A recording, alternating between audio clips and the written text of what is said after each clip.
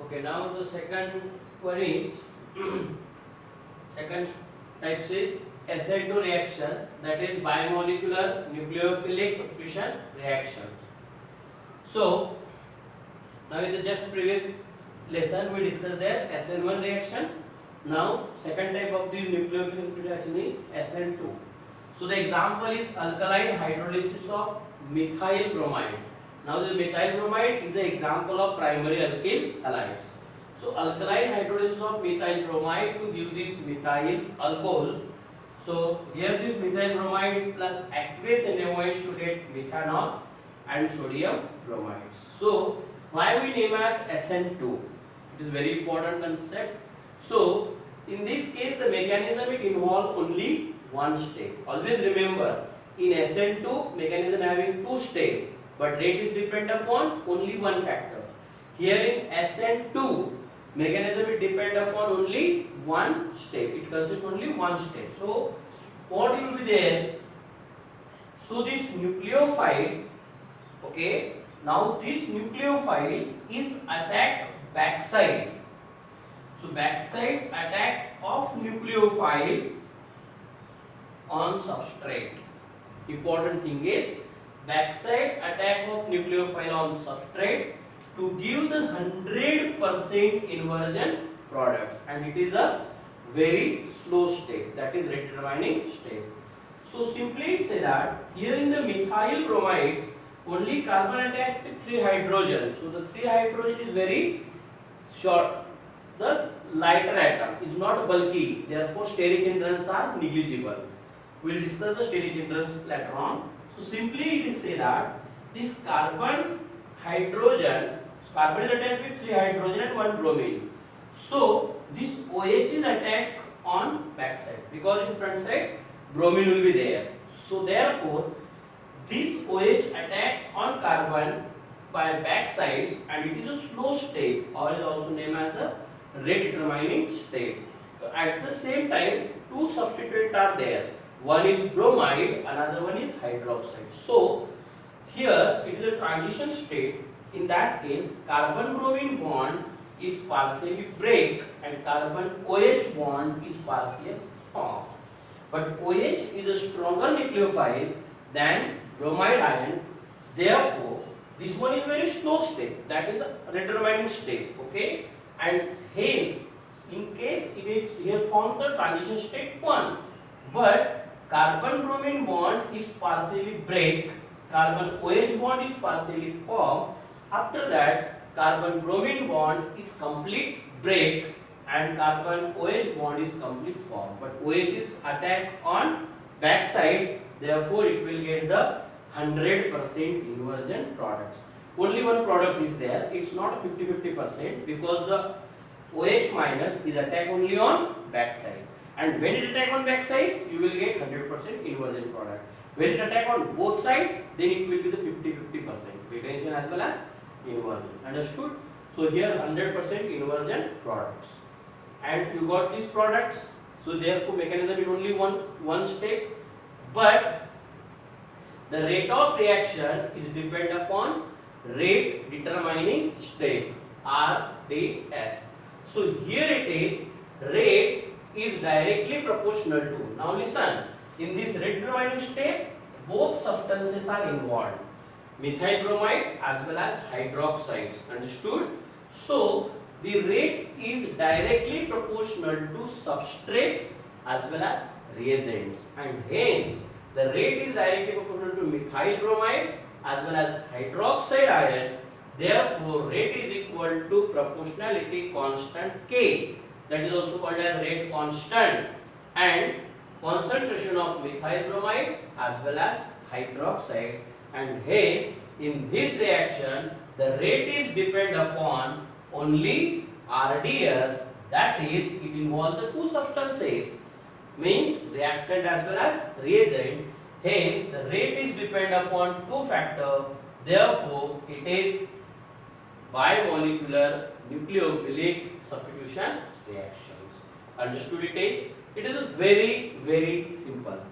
Simply we say that in SN1 rate is depend upon only one factor, therefore it is unimolecular. In SN2, rate is depend upon both factor, that is reactant as well as reagent. Therefore, it is bimolecular nucleophilic substitution reactions. Any doubt is there? So please note down this.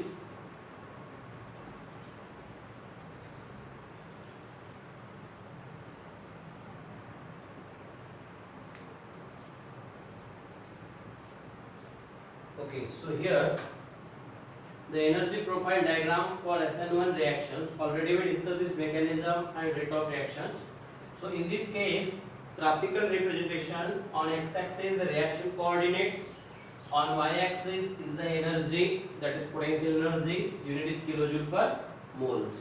So when the reactant, it initially convert into the transition state 1, so some heat energy is given, so this reactant convert into transition state 1, this difference is called as energy of activation, that is EA1. So in the transition state 1, carbon bromine bond is partially break. After that you will get here intermediate, that is tertiary carbocation. So tertiary carbocation is little bit stable compared to transition state. Transition state is already unstable, and unstable substances having a high energy than stable substances. Always remember, these stability is less, reactivity is more, and stability is more, so reactivity is less. Stability is inversely proportional to reactivity. Always remember, if the stability is less, reactivity is more, and stability is more, so reactivity is less. After that, then you will get the intermediate. After intermediate, again the energy of activations, then to get the transition state 2, that is OH is partially negative charge, carbonate carry partial positive charge, transition state 2, and after that you will get the final products, that is 50-50%, because this hydroxide ion is attack on back side as well as front side, means the both side, to get the 50-50% products. And here the heat of product is less than heat of reactant, therefore the heat of reaction will be negative. Heat of reaction means the heat of product minus heat of reactant, so Hp minus Hr is equal to here negative value, and therefore the reaction is exothermic because heat is evolved here. Now EA1 matlab energy of activation 1 is the energy difference between heat of reactant to transition state 1, and EA2 means the energy difference between intermediate to transition state 2. Understood it is? So these are the energy profile diagram for SN1 reactions. Any difficulty? So please note down here.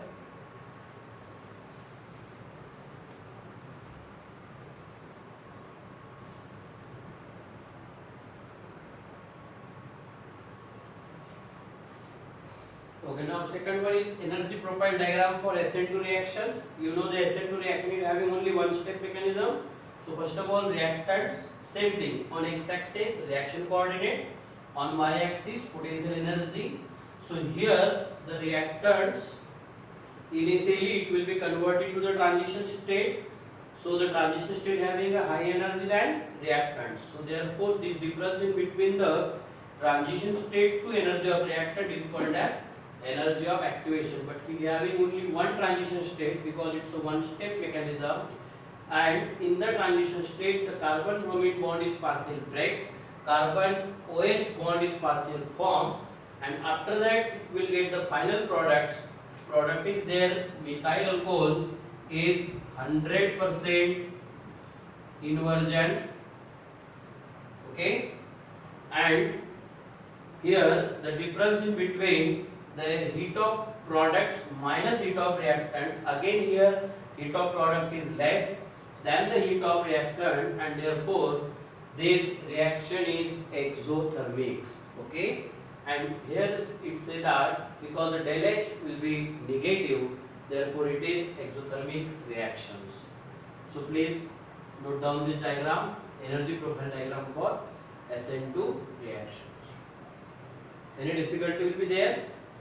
SN1 having a two transition state, but SN2 having only one transition state. Understood it is?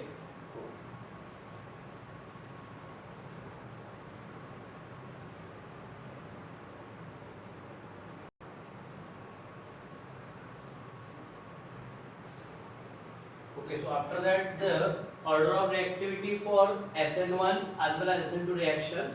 Now this order of reactivity depend upon the steric hindrance. So it clearly says that the tertiary alkyl halides has more steric hindrance. Just for example here, suppose if we take tertiary butyl bromides, suppose another one secondary propyl bromides, third it is ethyl bromides, and fourth one is methyl bromides. Here this halogenetic carbon attached with 3 alkyl group, 1, 2, 3. Therefore these 3 alkyl groups are bulky.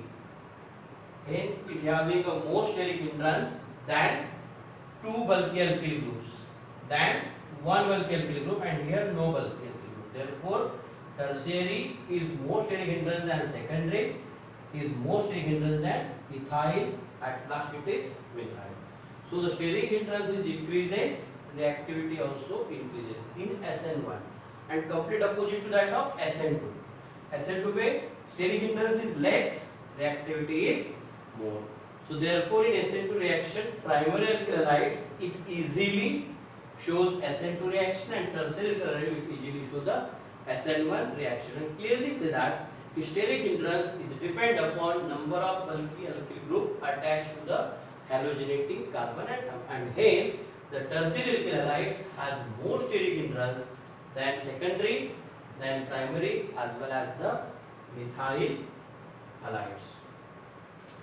Okay, so therefore it is the order of reactivity for SN1 as well as SN2 reactions. So here the nucleophilic substitution reactions are over. Please note down this.